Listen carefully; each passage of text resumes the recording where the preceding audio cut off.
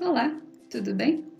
Hoje nós iremos falar sobre os riscos de produzir ou utilizar o álcool em gel caseiro para asepsia.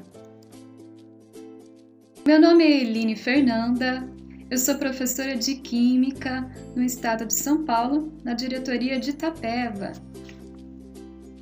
Os objetivos desse trabalho é fazer um compilado de informações retiradas de fontes confiáveis com o objetivo de contextualizar temas de ciências da natureza com a produção do álcool. Se você observar no gráfico do Google, do Google Trends, que ele é uma plataforma de pesquisa, de quantas pessoas estão procurando pelo termo, como fazer álcool em gel, o número de pessoas aumentou significativamente nos últimos meses. O álcool em gel, desde há muito tempo, ele é utilizado como antisséptico. Antisséptico é uma substância que é capaz de eliminar micro-organismos em contato com a pele e mucosa. Nós temos que tomar cuidado de não confundir antisséptico com desinfetante. O desinfetante ele é utilizado para passar em superfícies ou móveis, então em lugares, superfícies não vivas, para eliminar aí os micro-organismos. Então, o álcool líquido, ele é considerado um desinfetante, não um antisséptico. Então, tomar cuidado aí. Desde que começou, então, o surto de coronavírus, ficou quase impossível você encontrar o álcool em gel nos mercados e farmácias. Então, começaram a surgir na internet várias receitas de pessoas querendo fazer álcool em gel caseiro, Preocupado, então, com esse grande aumento de procura de receitas de como fazer álcool em gel, o Conselho Federal de Química divulgou no dia 18 de março desse ano um alerta para a população para que ela não produza ou mesmo use álcool em gel caseiro. Basicamente, todas essas informações que vão estar nos próximos slides foram baseadas nesse alerta aí que o Conselho Federal de Química divulgou. Lá no final dessa apresentação eu vou estar disponibilizando as fontes e vocês podem estar consultando aí qual que foi aí o alerta aí do Conselho Federal de Química. Uma coisa importante a se ressaltar é que essas receitas caseiras às vezes elas podem causar até o efeito contrário, Em vez de ela estar ajudando a matar, ao invés de ela ser um antisséptico, matar os micro-organismos, elas podem ajudar na proliferação de bactérias. Isso, e além de poder causar vários problemas de pele, porque acaba ressecando, a pele, e ainda pode causar acidentes, que é o caso de explosões, que é o caso do fogo, que é o caso também de alguma criança poder estar ingerindo esse álcool líquido. Por que não produzir álcool em gel caseiro? Agora nós veremos 4 motivos para a gente não usar ou mesmo produzir o álcool em gel caseiro.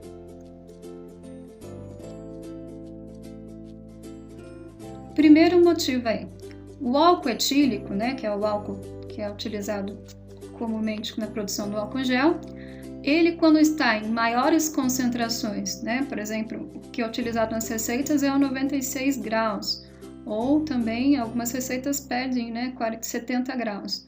Esses álcools mais concentrados, ou aqueles menos concentrados, eles têm alto poder de combustão, eles são altamente inflamáveis.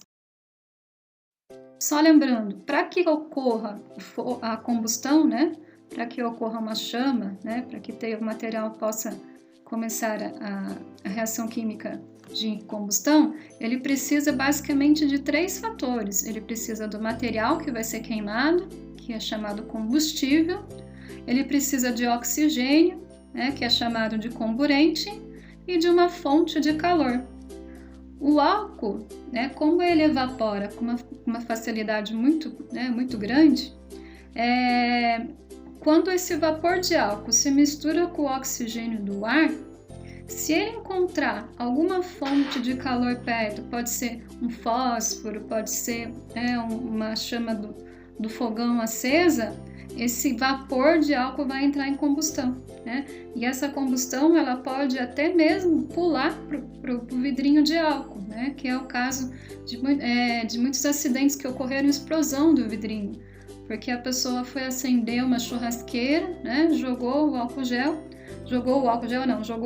né? Comum, líquido, né? O álcool evaporou e ocorreu a combustão daquele vapor que estava em volta da churrasqueira, vindo todo aquele fogo em cima da pessoa. Então é como se fosse uma explosão, né? Então o risco de você utilizar o álcool em casa é muito grande, né? Temos o risco, muitos acidentes com crianças já foram relatados, tá? Por causa desse risco, né, foi proibido pela Anvisa em 2013 a comercialização de álcool com 54% de volume, né, 54% grau GL, justamente por causa desses riscos aí. Devido à falta de álcool em gel nas prateleiras, então a agência, né, a Anvisa, né, que é a Agência Nacional de Vigilância Sanitária, ela autorizou no dia 17 de março de 2020 a fabricação por produtos em farmácias de manipulação. Então, só as farmácias de manipulação que seguem todas as regras de higiene, que seguem todas as regras, né, de saber a formulação correta, ficaram autorizadas a produção aí. Temos que também pensar que algumas receitas, né, que estão sendo disponibilizadas na internet, elas pedem para utilizar água quente para dissolver algumas substâncias, por exemplo, gelatina. Imagine se a pessoa ela vai produzir o álcool em gel caseiro, né, à base de gelatina, e ela faz isso perto de uma chama do fogão, né? Já foi relatado muitos acidentes em que o álcool, né, estava perto do fogão. Só o calor, né, só a fonte de calor, mesmo o álcool estando com a tampa fechada, pode ocasionar a explosão do álcool. Então, o álcool é uma substância muito inflamável. Então, não é uma substância, tem que tomar muito cuidado ao manipular ele perto de fonte de calor. Tanto que ele não é indicado para ser armazenado em locais muito quentes. Por exemplo, perto de uma parede quente, perto de casas que não tem laje, que é o que esquenta muito. Então, a chance do álcool explodir aí é alta, tá? Segundo motivo aí para não fazer álcool em gel, utilizar álcool em gel. O álcool em gel não apresenta controle de qualidade, garantindo a sua eficácia e segurança, né? Qual que é o perigo de você manipular substâncias sem você saber o resultado, né, quais são as substâncias que vão ser formadas, né, dessa mistura. O álcool em gel, para ser comercializado, ele passa por vários controles de produção, né, vários padrões seguidos pela Anvisa, né? Então, ele foi testado, né, biologicamente, foi feito todos os testes para saber se realmente ele é eficaz. Então, além, né, de saber se ele é eficaz, ele também passa por um rigoroso controle de higiene, um controle de segurança, se as substâncias que estão lá são seguras. Então, não é qualquer pessoa que pode estar fazendo, né, uma mistura de substâncias sem saber o que vai resultar no final, tá? O álcool, né, de substâncias fabricadas caseiras, a gente não consegue nem garantir se ele realmente vai ser eficaz ou não. Terceiro motivo aí para não utilizar álcool em gel. Quais são os perigos de você misturar ingredientes, né, em receitas caseiras aí? Existem muitos vídeos circulando na internet com várias receitas, vídeos no YouTube, vídeos no WhatsApp, Facebook, de pessoas ensinando como fazer. Algumas receitas elas pedem para misturar álcool líquido com água, né? Outras receitas pedem para misturar o álcool com gelatina, outro pedem para usar com gel de cabelo, amido de milho, aloe vera e aí vai, né? A criatividade do povo aí é alta. tem que pensar, tomar muito cuidado, né, que essas substâncias elas não podem ser comercializadas, distribuídas ou produzidas em casa, né? O Conselho Federal de Química, ele não reconhece como válida a denominação de químico autodidata, ou uma pessoa que atua em atividade da química sem o devido registro profissional. Então tem que ser uma pessoa estudada, né? Tem que ser uma pessoa que tenha certificação para estar autorizada a estar produzindo produtos que principalmente vão estar entrando em contato aí com o ser humano na pele. Outro motivo aí para você não estar produzindo álcool em gel em casa é que você não sabe, né, se a interação dessas substâncias realmente vai ser eficaz como antisséptico, né? Por exemplo, a receita que usa gelatina incolor para misturar com o álcool, ela, depois que você produz esse álcool em gel e você usa na sua mão, ela fica resquício de gelatina na sua mão. Então fica restinho, né, uma camada de gel na sua mão. E essa camada de gel, né, essa camada de gelatina, ela é feita de proteínas, feita de sais minerais, tá? E essas proteínas podem servir de alimento para micro-organismos, né, como bactérias, por exemplo, né? Na foto do lado ali, nós temos um meio de cultura feito em gelatina. Então, essa foi uma receita feita por uma escola que ela fez a gelatina, pegou uma amostra da maçaneta do banheiro da escola, colocou sobre a gelatina e deixou, né, para que as bactérias possam crescer. Então a gente pode observar várias colônias, né, de bactérias que cresceram sobre essa gelatina. Então tem que tomar cuidado com essas receitas. Por exemplo, outra receita, ela usa gel de cabelo. O gel de cabelo também, depois que ele vai secar na sua mão, ele vai ficar uma película, né? Uma película de gel na sua mão grudenta. Assim como fica uma película de gel no seu cabelo quando você usa, né? O álcool gel, o gel de cabelo, ele foi feito para deixar o seu cabelo assentado, ficar, né, durinho, né? Então imagine que vai ficar na sua mão também uma película seca de gel, né? Será que esse gel que ficou lá não vai ajudar a grudar a sujeira, grudar micro-organismos na sua mão também?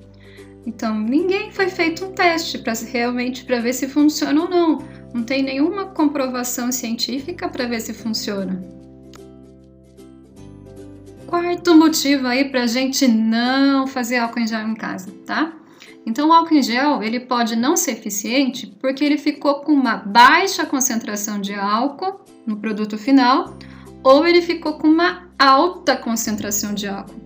Tanto baixa como alta não vai ter uma boa eficácia como se fosse na concentração ideal. Então, qual que é a concentração ideal que é eficaz aí para poder eliminar os micro-organismos, tá?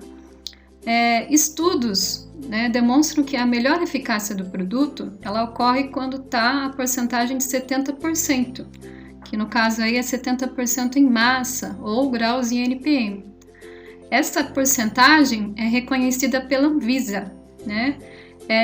E todos, né, para todos os serviços de saúde brasileiro, e também é indicado pela Organização Mundial da Saúde, na lista de medicamentos essenciais. Nessa concentração de 70%, o que acontece? As proteínas, né, que envolvem os micro-organismos, elas são desnaturadas. Então, elas são dissolvidas, né, destruídas. Então, acaba matando aquela película que envolve a bactéria, que envolve o vírus, tá? E ela ajuda aí também, e a água, ela serve também para entrar como meio, né, de entrada do álcool para dentro do micro-organismo. Além da água servir como meio para poder entrar dentro da bactéria, né, ela também ajuda para que o álcool não evapore muito rápido, então ele fica em maior tempo em contato com a pele, podendo agir por mais tempo na desinfecção. Então, como falava no slide anterior, tá, nós temos um esquema aí de uma bactéria. Essa parte, né, externa que envolve, que parece cheia de pelinhos, são chamadas de fímbrias, tá? Aí nós temos a parte verdinha que é a parede celular, né? Então, essa parte amarela também, onde está as fibras, é também chamada de cápsula. É uma camada, uma cápsula que envolve a bactéria. E essa camadinha azulzinha lá é a parede, é a membrana plasmática, né? Também chamada de membrana citoplasmática. Quando o álcool ele é misturado em água, ele consegue penetrar todas essas camadas e consegue matar a bactéria. Então, se não tivesse água, né, numa concentração, né, de 30%, no caso do álcool 70%, ela não teria uma eficácia boa, né, para conseguir matar essas bactérias aí. Nessa concentração, segundo uma revista da Foods de Brasil, ela cita que podem também surgir esporos, né, de bactérias e fungos quando você usa o álcool. Então, você ficar usando muito álcool também não é tão legal, que você pode até criar bactérias resistentes, tá? Fazer uma seleção natural aí, tá? Mas, porém, né, no caso dos vírus, né, ele falou o caso do exemplo do vírus da influenza, e eles são destruídos. Então, aqui foi comprovado que o álcool ele é eficiente na destruição de vírus, por exemplo, do coronavírus. O que pode acontecer, então, nas receitas caseiras aí? Então, tem dois fatores aí que pode acontecer nas receitas caseiras. Se o álcool em gel ficar com uma concentração abaixo de 70 graus, ele não vai ser eficaz e não vai conseguir matar todos os micro-organismos, tá? Por exemplo, algumas receitas que eu já assisti no YouTube pede para utilizar o álcool 46,2 graus GL e misturar com o álcool em gel.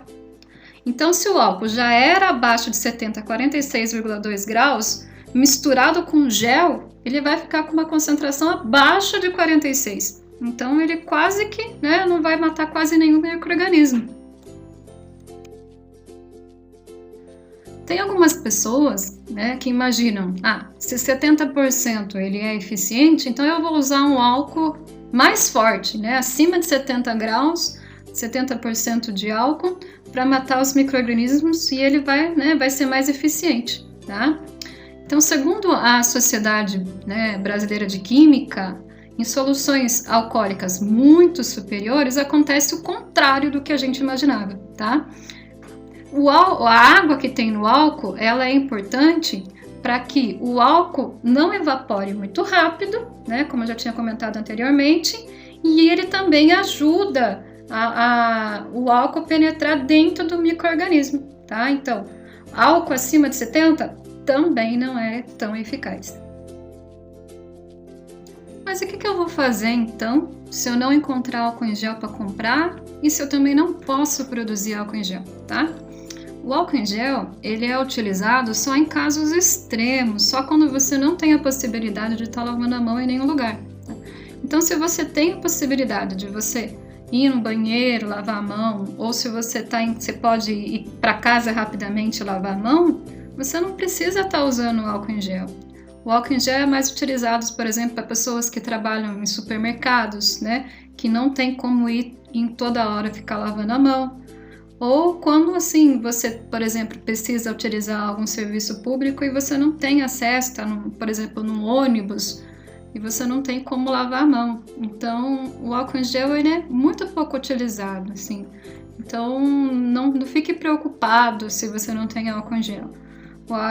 Se você, por exemplo, precisar ir em algum lugar público que não tiver lugar para lavar a mão, é só você não colocar a mão em contato com o rosto, não coçar o nariz, não coçar o olho, não coçar, né, a boca, para que, se a sua mão estiver suja, ela não possa estar transmitindo, né, o vírus para você, tá?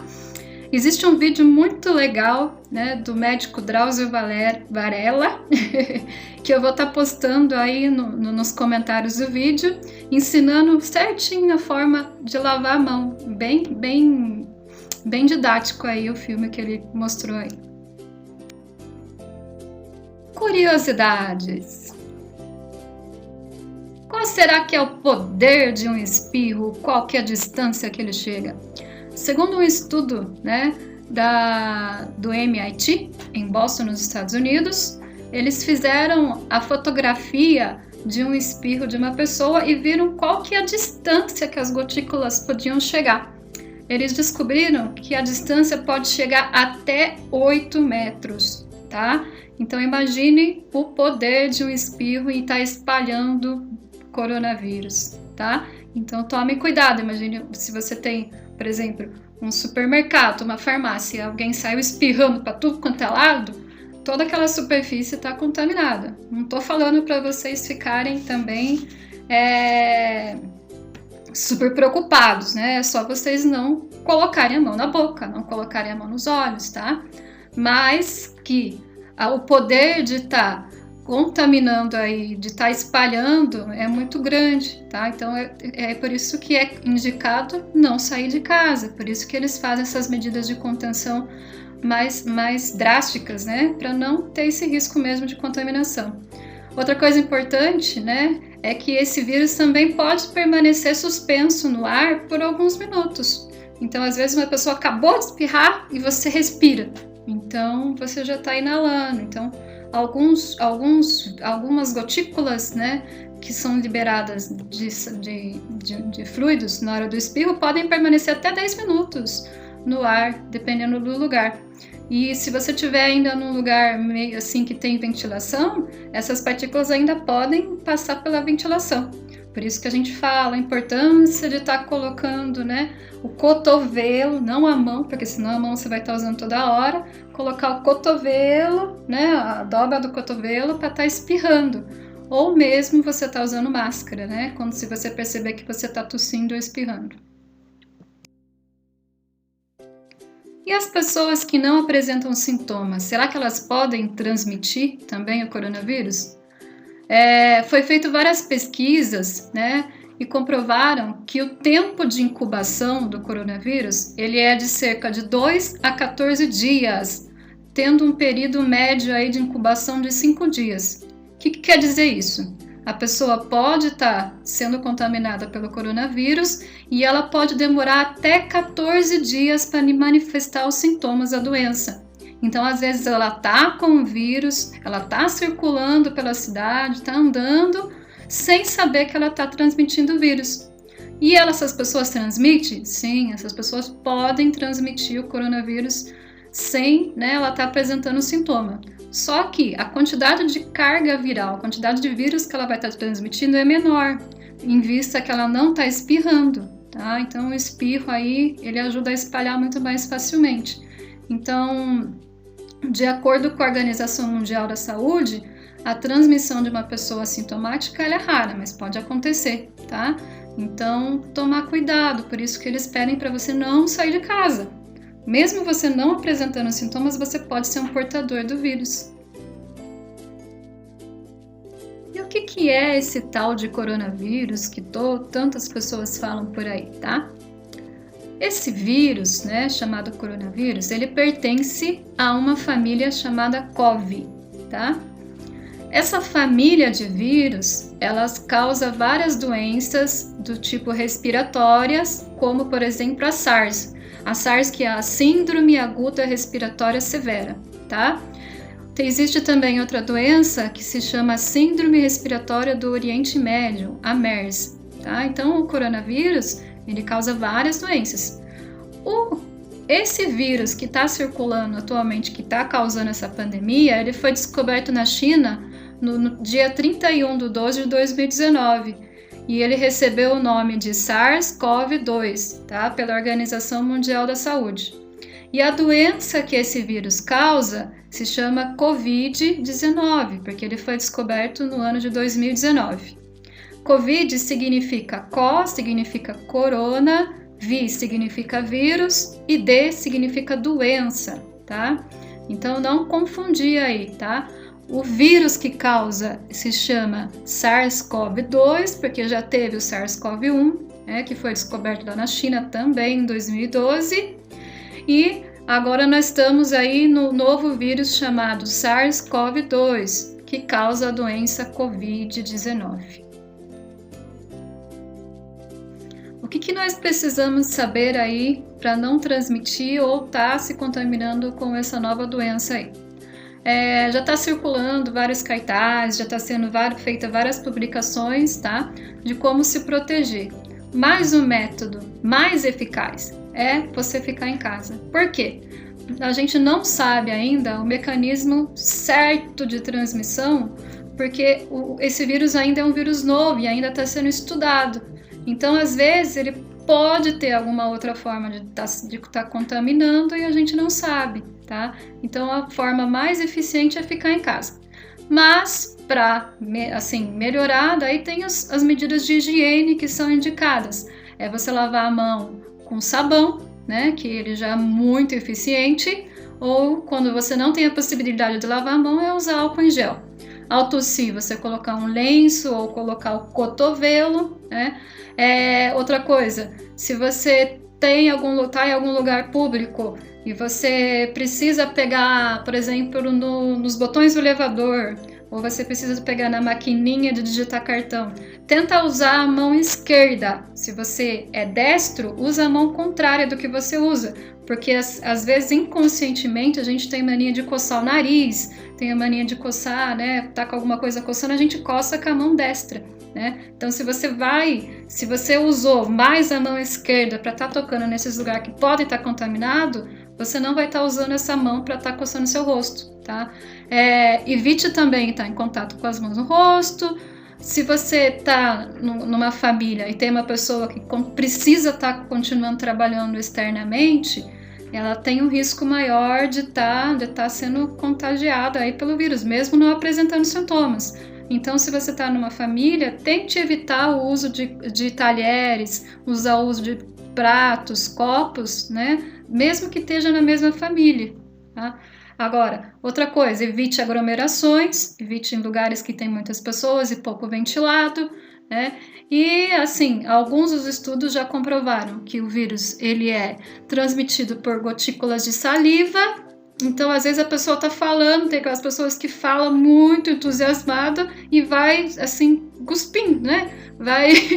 É até engraçado, mas é verdade. A pessoa vai falando e vai soltando gotículas de saliva no ar. E às vezes ela pode estar transmitindo ao falar, mesmo ela não apresentar sintomas, porque tem pessoas que são consideradas assintomáticas. Ou ainda que não deu tempo ainda de manifestar a doença, porque ela pode demorar até 14 dias para iniciar os sintomas, né, em alguns casos. O espirro e a tosse, como já foi comentado, o catarro, a pessoa, né, está com o nariz escorrendo em alguns casos, o toque e o aperto de mão e o compartilhamento aí de objetos pessoais, né, caneca, prato, né. E os sintomas aí também, que são mais, assim, frequentes, que são, né, que a Covid-19 ela é muito semelhante a um resfriado, ela é muito semelhante a uma gripe, tá? Então, as pessoas até confundem a Covid-19 como se fosse uma gripe, mas ela não é. Ela é uma doença que causa problemas respiratórios, né? Ela tem outro mecanismo que vai contaminar o pulmão, ela é mais parecida com uma pneumonia. Então, quais, assim, os sintomas mais, assim, que mais indicam que a pessoa pode estar com a doença? Que é a febre, é uma tosse seca e a dificuldade para respirar, tá bom? Então, esses são os sintomas principais aí. Está circulando na internet, já foi divulgado muito em grupos sociais, um site chamado Corona BR, tá? Que ele tem um enfermeiro virtual que ele meio que conversa com você, tá? Ele vai perguntando vários sintomas que você está passando, você vai respondendo as perguntas e ele vai indicar para você se você precisa ou não ir até um atendimento médico, tá? Procurar um atendimento médico. Quem desenvolveu esse programa foi a Universidade de São Paulo, a USP. E assim tem ajudado muito, porque às vezes a pessoa está com alguns sintomas de resfriado e ela acaba indo no hospital sem necessitar, sem estar com a doença e acaba pegando a doença no hospital.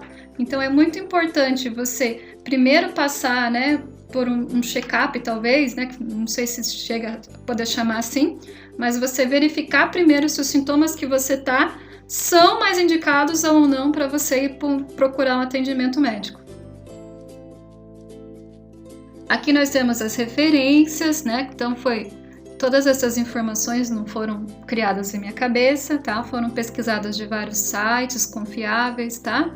De vários artigos. Essas referências eu vou estar disponibilizando para vocês nos comentários aí do vídeo. Todo esse esforço que nós estamos fazendo de ficar distante, de ficar em casa, é em preocupação principalmente ao grupo de risco que são os idosos, acima de 60 anos. São eles em que a taxa de mortalidade é muito mais alta. Então, às vezes as pessoas jovens acham que como elas não são o grupo de risco, elas podem ficar saindo. Mas às vezes, nesse momento dela sair, ela pode estar se contaminando e pode estar levando esse vírus para esses grupos de idosos, né? Então, esse momento agora é um momento de solidariedade, é um momento da gente se preocupar não só com a gente, né? Se preocupar também com as pessoas que a gente tanto ama, né? Que tanto precisam da gente, que são os nossos avós, que são, né, as pessoas que são tão queridas que têm idade acima de 60 anos, para que essa doença não chegue nela e a gente não tenha que se despedir antecipadamente deles. E tem uma mensagem assim que eu queria deixar para vocês no final, né? Que quando tudo isso acabar, né? Quando todo esse momento, né, de distanciamento possa acabar, que a gente possa abraçar bem forte todas as pessoas da nossa família, né? Que seja um momento agora da gente valorizar, né, a importância da família estar unida.